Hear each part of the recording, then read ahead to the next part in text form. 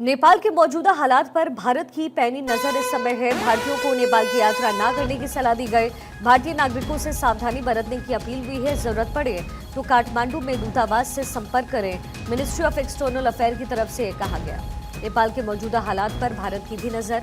भारतीयों को नेपाल की यात्रा न करने की सलाह, भारतीय नागरिकों से सावधानी बरतने की अपील, जरूरत अगर पड़े तो काठमांडू में दूतावास से संपर्क करें, ये विदेश मंत्रालय की तरफ से कहा गया।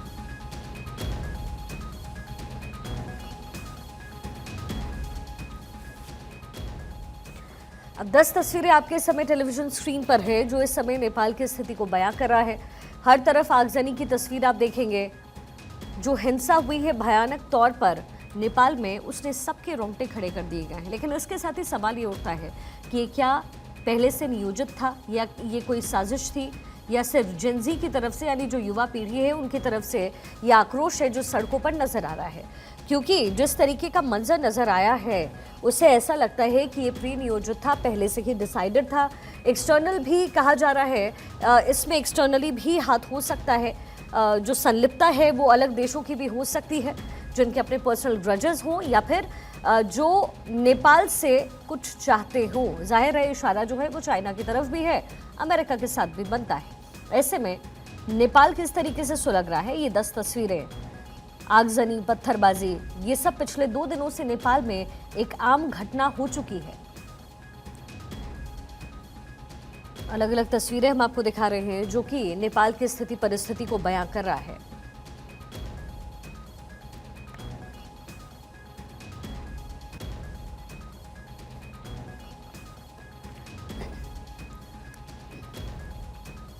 तो नेपाल में इस समय उपद्रव है, आपातकाल की स्थिति है। अब तक क्या कुछ अपडेट है जरा जल्दी से आपको बता दें। सेना ने सुरक्षा अपने हाथों में ले लिया है।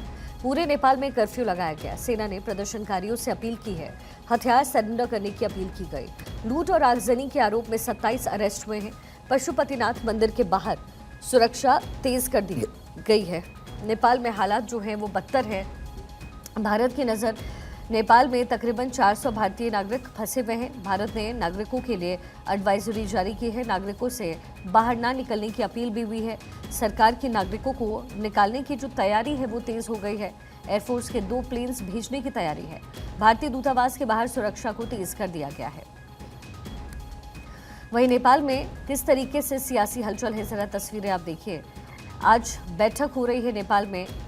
आगे का प्लान क्या सेट किया जाए, फिलहाल कमान किसको दी जाए, क्योंकि सेना ने फिलहाल मोर्चा संभाला है। प्रदर्शनकारी वहां से हटाए गए हैं। अगला पीएम कौन होगा, कई नामों को लेकर के इस समय चर्चा है। काठमांडू मेयर को लेकर के जो चर्चा है सबसे ज्यादा तेज है, जिसकी मांग प्रदर्शनकारी कर भी रहे हैं। वो कह रहे हैं कि इन्हें ही अगला पीएम बनाया जाना चाहिए, क्योंकि यही प्रदर्शनकारियों का नेतृत्व कर रहे थे। पेशे से रैपर हैं जिनको लेकर के जो प्रदर्शनकारी हैं वो चर्चा कर रहे हैं।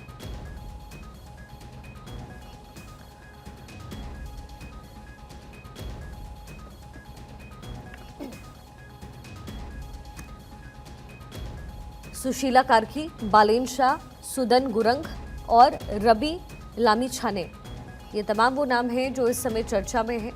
कहा जा रहा है कि इनमें से कोई पीएम बन सकता है। सबसे ज़्यादा बालेन शाह का नाम आगे आ रहा है, क्योंकि प्रदर्शनकारियों का नेतृत्व जो है वो यही कर रहे थे। पेशे से रैपर हैं ये। इसके साथ ही सुशीला कार्की का भी नाम सुर्खियों में है। सुदन गुरंग, साथ ही रवि लामिछाने का नाम भी चर्चा का विषय बना हुआ है। सुशीला कार्की जो है वो नेपाल की पहली महिला मुख्य न्यायाधीश। अपने कार्यकाल में भ्रष्टाचार के खिलाफ सख्त कदम उन्होंने उठाए। फास्ट ट्रैक कोर्ट की स्थापना में उनका अहम किरदार है। नेपाल में पीएम की रेस में जो दूसरा नाम है वो है बालेन शाह का। काठमांडू के मेयर हैं बालेन शाह। प्रदर्शनकारियों का बालेन शाह को समर्थन है। प्रदर्शनकारियों की मांग है कि बालेन शाह ही अंतरिम प्रधानमंत्री बनाए जाएं। इसके साथ ही सुदन गुरंग का नाम भी चर्चा का विषय है।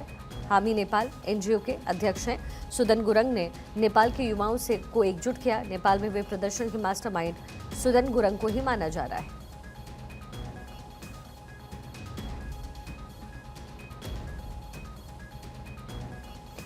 निपुण आलम बयान फॉरेन एक्सपर्ट इस समय हमारे साथ कनेक्टेड हैं। निपुण जी, जो स्थिति इस समय नेपाल की है, देखिए अब लगातार ये जो पूरा मामला है वो आगे बढ़ते हुए इस हद तक पहुंच गया है कि अंतरिम सरकार कौन बनाया जाए, किस जो नाम है जिसको लेकर के चर्चा हो रही है, उसका डिसीजन भी जो है वो युवा पीढ़ी ले रही है।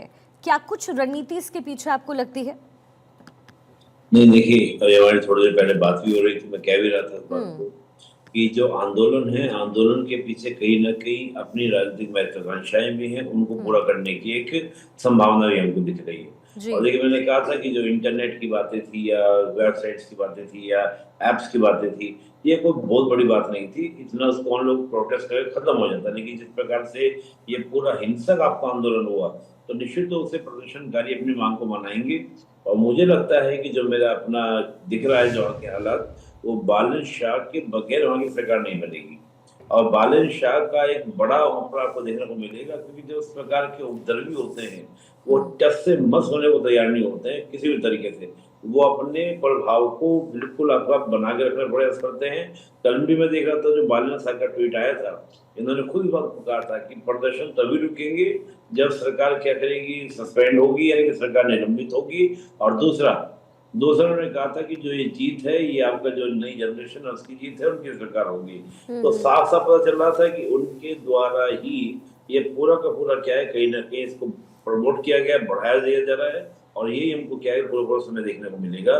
तो बालन साहब मुझे दिख रहे हैं, क्योंकि अमेरिका का भी उनका लिंक आ रहा है निकल कर कि कहीं ना कहीं अमेरिका के द्वारा भी ये सपोर्टेड है, अमेरिका भी इनको सपोर्ट कर रहा है। तो जो ये लिंक निकल कर आ रहा है, इससे मुझे बादल साहब महत्वपूर्ण लग रहे हैं कि एक अच्छी स्थिति में इनकी होगी। बिल्कुल, लेकिन सबसे बड़ा सवाल ये है कि ये क्या प्रदर्शन यहीं पर रुक जाएगा? क्योंकि सेना ने जैसे ही मोर्चा संभाला है, एक बार फिर से प्रदर्शनकारी एक्टिव नजर आ रहे हैं। वो कह रहे हैं कि सेना इस कमान को छोड़े और जो अंतरिम प्रधानमंत्री बनना है उसका फैसला फौरी तौर पर लिया जाए। लेकिन निपुण जी, एक सवाल यहाँ पर यह भी उठता है, जिसका जिक्र पहले भी मैं और आप कर रहे थे। एक्सटर्नल साजिश जो है उसकी बू नजर आती है। पिछले कुछ दिनों से हमने देखा है कि नेपाल के अंदर जो एक्टिविटीज है वो बदली है। ओली सरकार हालांकि हमेशा से ही चर्चा का विषय रही और हमेशा से उन्होंने अपने पदभार को संभालते ही जो कंट्रोवर्सीज है उसको भी झेला है। ऐसे में चाइना की नजर तो नेपाल के साथ थी ही। ओली बड़े अच्छे सहयोगी के तौर पर चाइना के साथ जुड़ते नजर आ रहे थे, जो भारत के लिए भी एक चिंता का विषय था। लेकिन अमेरिका भी जो है वो मुखर रूप से नेपाल की तरफ देख रहा था। इस बात को भी हम इनटॉलरेट नहीं कर सकते। देखिए शिखा जी, क्या है कि अगर हम नेपाल की बात करते हैं, तो नेपाल की, जब मैं कहता हूँ किसी भी देश को आपको समझना है तो थोड़ा सी पॉलिटिक्स की जो स्ट्रक्चर है या उसकी जो पॉलिटिक्स की कार्यप्रणाली, उसको आपको समझना होगा। अगर आप थोड़ा नेपाल को देखेंगे तो नेपाल 1960 से पहले पूर्ण रूप से टिड था या पूर्ण रूप से संबंध थे उसके भारत के साथ में। 60 के बाद वो क्या रहा, उलझता रहा, कभी भारत कभी चीन, और फिर बीच में कभी कभी अमेरिका भी वो दिखता था कि अमेरिका का हम साथ लेंगे। तो नेपाल एक बफर स्टेट होने के कारण, एक बफर स्टेट की भूमिका में रहकर अगर शांति के साथ दोनों देशों के साथ संबंध चले के चलता, लेकिन नेपाल ने क्या किया कि दोनों से अपने को ज्यादा से ज्यादा लाभ लेने का प्रयास किया। उस स्थिति में क्या होता है, जब भी इनके यहाँ पे कोई भी अंदरूनी समस्या हुई, इन्होंने उठाकर क्या किया, भारत को बटाने का प्रयास किया। ओली का आप देखिए, ओली का पूरा कार्यकाल, ओली जब भी पावर में रहे, कभी वो कहते थे राम जी नेपाल में पैदा हुए, कभी लिप्पू लेक को लेकर विवाद, कभी काला पानी क्षेत्र को लेकर विवाद, कुछ ना कुछ नए तरह का। कोरोना को वो बोलते कि भारत का वेरिएंट जो है, मतलब पूर्ण रूप से भारत को टारगेट करके चल रहे थे, ताकि एक नेपाल का जो राष्ट्रवाद है वो भारत के अगेंस्ट क्या हो, आपको उत्पन्न हो। उधर क्या था कि अपने आप खुद जो है वो एक पॉलिटिकल स्टेबिलिटी नहीं दे पा रहे थे। आप सोचिए 2005 से लेकर 2008 तक फाइनली आपका रास्ता समाप्त हो गया। 2005 से लेकर 2015 तक 10 साल आपको बड़े संविधान बनाने में लगे, और 2015 से लेकर 2025, यानी कि लगभग आपका सोचिए 2008 से लेकर 2025, 17 सालों में आपने एक भी स्टैब्लिश गवर्नमेंट नहीं दे पाई, बल्कि आप आपस में लड़ते रहे, फाइट करते रहे। और जितनी पॉलिटिकल पार्टीज हैं वहां पे सारी कम्युनिस्ट पार्टी हैं। तो मैं ये कहूंगा कि एक तो मोनार्की वाले जो लोग थे, जो कहते थे राष्ट्रतंत्र 4 महीने पुराना, आप प्रश्न उठा के देखिए, बस इतना था कि उसमें हिंसा नहीं थी, लेकिन बहुत बड़ी संख्या में काठमांडू में लोग थे, और वो यही कह रहे थे नारायण हत खाली कर अपनो राजा आना है, यानी कि राजा का महल खाली करो, राजा देखेगा, तुम्हारे बस के नहीं है। एक उन लोगों को आप देखिए, जो राष्ट्र का सपोर्ट कर रहे थे। एक दूसरे में सपोर्टर क्या है कि जो आपका हिंदू महासभा है, नेपाली कांग्रेस है और तीसरा कम्युनिस्ट पार्टी, यानी कि तीन वहां पर गुट है, एक राष्ट्रतंत्र, एक नेपाली कांग्रेस है, हिंदू महासभा और तीसरा आपका कम्युनिस्ट पार्टी। इनकी आपस में जो टकराव है, ये बड़ा यहाँ पर क्या संकट बना। और आप सोचिए कि केवल नेपाल ही नहीं, इधर अफगानिस्तान, पाकिस्तान, बांग्लादेश, श्रीलंका, नेपाल, आप सोचिए भारत के चारों ओर जितने भी देश हैं, वहीं इस प्रकार का कोहराम क्यों? ये एक विचार का विषय है, भारत के लिए भी एक तनाव का विषय है। अगर किसी भी देश की आपकी ग्रोथ को रोकना है तो उसके अगर पहले फेरी आपकी क्या हो जाएगी, डिस्टर्ब हो जाएगी, तो उसकी ग्रोथ भी ऑटोमेटिकली क्या प्रभावित होगी। नेपाल ने जैसे भी हमारी ग्रोथ को क्या किया, रोका, कंट्रोल किया, नेपाल में डिस्टर्बेंस होगा। अब आप सोचिए नेपाल से जिस प्रकार से आपका इन्फ्लेशन की हमको समस्या लग रही है कि ऐसा ना हो जाए कि वहां इन्फ्लेशन हमारे यहाँ पर हो जाए, तो हमें बॉर्डर पर अपनी फोर्सेस को ज्यादा डिप्लॉय करना पड़ा है। तो इस प्रकार के जो इश्यूज हैं बांग्लादेश को हम पहले से झेल रहे हैं। पाकिस्तान की ओर से कभी भी स्थिति बिगड़ सकती है, ये स्थिति रहती है। चीन की ओर से भी ऐसा तनाव है, यानी कि आपकी पहले फेरी आपकी स्मत रखो। इससे एक मोटा खासा अच्छा खासा अमाउंट भारत को अपनी इंटरनल सिक्योरिटी को या फिर पहले फेरी को सिक्योर करने में खर्च हो जाता है। तो मुझे लगता है कि एक बड़ा तनाव का विषय हमारे लिए भी है। निपुण जी, भारत का जो पड़ोसी देश है वो अनस्टेबल हो रहा है, इसका क्या कुछ व्यापक असर भारत पर पड़ सकता है? अदर देन जो अभी आप डिस्कस कर रहे थे बॉर्डर सुरक्षा के अलावा, क्या डायरेक्ट असर है जो पड़ सकता है भारत पर, नेपाल में जिस तरीके की अशांति है उसको लेकर?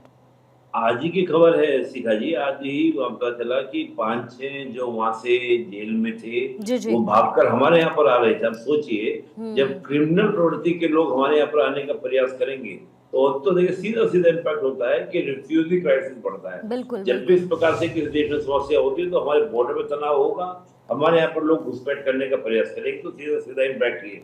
दूसरा, यहाँ पर अगर तनाव बना रहेगा तो भारत के लिए हमेशा एक चिंता का विषय ये रहता है कि कभी भी वहां से कोई भी किसी भी तरह का इन्वॉल्वमेंट, कल को इस प्रकार के तनाव का लाभ चीन भी उठा सकता है, अमेरिका भी उठा सकता है। अगर किसी भी स्थिति में कोई भी देश का उठाया गया तो वो भी सीधा सीधा क्या होगा, थ्रेट हमारी ओर होगा। तो एक नहीं, हमारे इकोनॉमिकल इंटरेस्ट हो, हमारे पॉलिटिकल इंटरेस्ट हो, हमारे सोशल इंटरेस्ट हो, कई सारे कल्चरल इंटरेस्ट हो, वो सब क्या होता है, इससे इम्पैक्ट होता है, उनका प्रभाव होता है। बिल्कुल बिल्कुल, ये असर कहीं ना कहीं नजर आना शुरू भी हो गया है, जैसा कि निपुण जी बता भी रहे थे। और जो जानकारी भी मिली है उसमें यही बात सामने आई है कि जो कैदी वहां से फरार हुए हैं वो भारत की तरफ घुसने की कोशिश कर रहे थे, जिन्हें वहां से धर दबोचा किया है। इसलिए भारत के लिए भी चुनौती जो है वो दोगुनी हो गई है। संजीव श्रीवास्तव, फॉरेन एक्सपर्ट, आप भी हमारे साथ कनेक्टेड है सर, स्वागत है आपका भी। संजीव जी, नेपाल में स्थिति बद से बदतर है, हम देख रहे हैं पिछले 2 दिनों से। इंतजार इसी बात का था कि चलिए पहले दिन प्रदर्शन हुआ, जिस तरीके से संसद के गेट को तोड़ने की कोशिश हुई, स्टूडेंट्स की मांग मान ली जाएगी, हुआ भी यही, देर शाम तक बात को माना गया, सरकार ने मान लिया, लेकिन प्रदर्शनकारी रुके नहीं। इसका मतलब है कि तैयारी बहुत पहले से थी और तैयारी यहाँ पर मोनार्की को फिर से स्थापित करने की थी, जिसकी चर्चा बार बार नेपाल में हो रही थी और उसे अनसुना किया जा रहा था।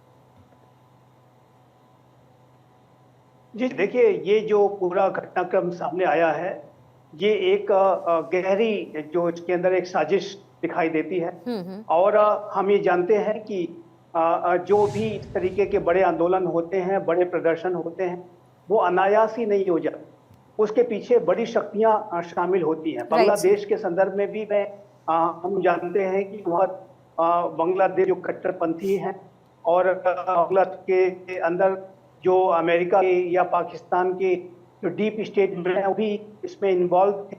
उसी तरीके से नेपाल के अंदर भी हमने ये देखा था कि राजशाहीपुर की वापसी को और फिर से उसको बहाल करने को लेकर के पहले से ही वहां पर अनेक लोग अपने आंदोलन इत्यादि को कर रहे थे। और जाहिर है कि वर्तमान समय में जो वहाँ के नेपाल के जो आंतरिक हालात थे वो दयनीय जिस तरीके से होते जा रहे थे, बेरोजगारी का जो इशू है, भ्रष्टाचार का जो इशू है, जो पुअर गवर्नेंस का इशू है, पुअर इंफ्रास्ट्रक्चर के जो संकट है, वो सारे को लेकर के वहाँ के लोगों के अंदर एक गहरी नाराजगी, गहरा गुस्सा पनप रहा था। और जैसा कि मैंने आपके चैनल पे पहले भी कहा है कि इस बात को वहाँ के जो लोकतंत्र के नेता समझने में उन्होंने भूल की, लोगों के अंदर किस तरीके का असंतोष है, और उन असंतोष को समझने की न समझने की लापरवाही करना उन ग्रीवांसेस को एड्रेस ना करना, और जब वो अपने ग्रीवांसेस को सोशल मीडिया पर मैसेज के माध्यम से अभिव्यक्ति कर रहे थे तो उसके ऊपर पाबंदी लगा देना, उनके मुंह पर पट्टियां लगाना, ताले लगाना उनकी अभिव्यक्ति की आज़ादी पर, ये जाहिर है कि वहाँ के लोगों को बिल्कुल नागवार गुजरा और सभी उसको लेकर के प्रदर्शन को लेकर के सड़कों पे आ गए। और ये जो संभव है, इस बात की भी संभावना दिखाई देती है कि जो राजशाही के जो समर्थक हैं और या जो चाइना का जो डीप स्टेट है, अमेरिका का भी जो डीप स्टेट है, इस तरीके की जो शक्तियां हैं, उन्होंने भी इस पूरी आग में हवा देने का और इस पूरी साजिश को रचने का जो एक कृत्य किया है। और जैसा कि मैंने कहा कि ऐसे जो आंदोलन होते हैं उसके पीछे बड़ी शक्तियां इन्वॉल्व होती हैं, पर्दे के पीछे से वो खेल खेलती है, सामने तो नहीं आती, लेकिन पर्दे के पीछे का खेल नेपाल के अंदर भी हुआ है। इस बात की बिल्कुल स्पष्ट रूप से अब स्थितियां वहाँ क्लियर हो रही हैं। जैसा कि हम इसको जैसे जैसे और समय बीतेगा, जाहिर है कि और भी स्थितियां और क्लियर होंगी कि कौन से ऐसे एलिमेंट्स हैं कि उनके क्या मंसूबे हैं, वो सब सामने आएगा और पर्दाफाश अवश्य होगा। बांग्लादेश के संदर्भ में भी हमने देखा था, वहाँ पर कट्टरपंथियों का क्या रोल रहा, पाकिस्तान का क्या रोल रहा, अमेरिका के डीप स्टेट का क्या रोल रहा, सब कुछ पता चल गया। और जाहिर है कि वहाँ पर बड़ा खेल किया गया था और इसी तरीके का जो बड़ा गेम है वो नेपाल के अंदर भी किया जाने की पूरी आशंका थी। और जो कि अब धीरे धीरे स्पष्ट हो रहा है कि इस तरीके की जो शक्तियां हैं जो आंतरिक रूप से साजिशों को ऐसा कार्य उसने किया है, पर्दे के पीछे की साजिशें रचने का कार्य किया है, तो ये जो सारे जो आंतरिक साजिशें हैं उसका भी खुलासा होगा और जाहिर है कि स्थितियां और भी अधिक स्पष्ट होंगी जैसे जैसे समय और बीतेगा। लेकिन इसमें कोई दो राय नहीं है कि नेपाल के जो हालात हैं बेहद चिंताजनक है। भारत के लिए भी ये चुनौतीपूर्ण स्थितियां पैदा कर रहे हैं। भारत और नेपाल के जो रिश्ते हैं बहुत ही क्लोज हैं, बहुत ही प्रगाढ़ रिश्ते हैं, राजनीतिक, आर्थिक, सामरिक, सामाजिक, सांस्कृतिक, आध्यात्मिक हर तरीके के रिश्ते हैं, रोटी बेटी का रिश्ता है। नेपाल में अगर कुछ अस्थिरता फैलती है तो ये भारत के लिए भी उतनी ही चिंता का सबब होगा जितना कि नेपाल के लोगों के लिए चिंता का सबब होगा। इस तरीके के रिश्ते हैं तो भारत की सरकार की पूरी पैनी नजर है और भारत अपनी पूरी कोशिश करेगा, अपनी पूरी सलाह देगा और साथ ही साथ यदि आवश्यक हुआ तो हम बांग्लादेश जो नेपाल की सरकार यदि कोई रिक्वेस्ट भारत से करती है, किसी भी तरीके की मदद की रिक्वेस्ट करती है तो भारत हर तरीके की मदद उन्हें प्रोवाइड करेगा। रोटी बेटी का संबंध भारत और नेपाल का रहा है, ऐसे में जो जरूरत है वो भी दिया जाएगा, उसमें मदद दी जाएगी। लेकिन सबसे बड़ा सवाल ये है कि इस समय नेपाल में जो कुछ चल रहा है उसके पीछे क्या कोई साजिश है या फिर महज एक छोटी सी मांग जिसने इतने बड़े आग का रूप ले लिया है। बहुत बहुत शुक्रिया संजीव जी हमारे साथ जुड़ने के लिए और निपुण जी आपका भी।